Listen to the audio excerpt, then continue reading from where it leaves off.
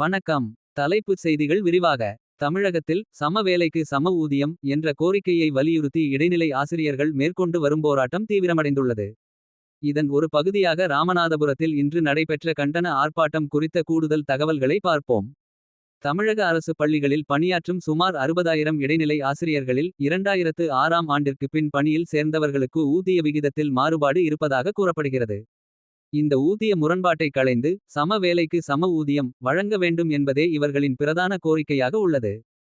ராமநாதபுரம் மாவட்ட ஆட்சியர் அலுவலகம் முன்பாக இடைநிலை பதிவு மூப்பு ஆசிரியர்கள் இயக்கம் சார்பில் பெருந்திரள் போராட்டம் நடைபெற்றது.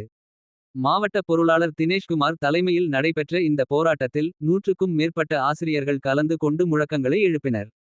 கடந்த 4 ஆண்டுகளாக பல்வேறு வாக்குறுதிகள் அளிக்கப்பட்டும் இன்னும் ஊதிய முரண்பாடு சரிசெய்யப்படவில்லை.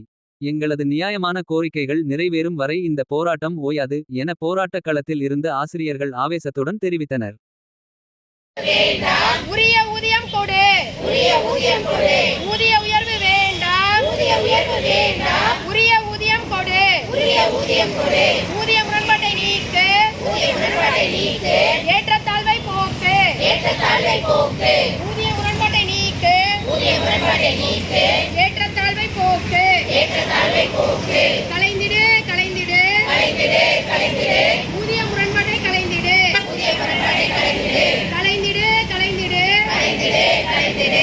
இது போன்ற பல செய்திகளை உடனுக்குடன் தெரிந்து கொள்ள சப்ஸ்கிரைப் பண்ணுங்க. மறக்காம பெல் பட்டனையும் பிரஸ் பண்ணுங்க. தேங்க்யூ.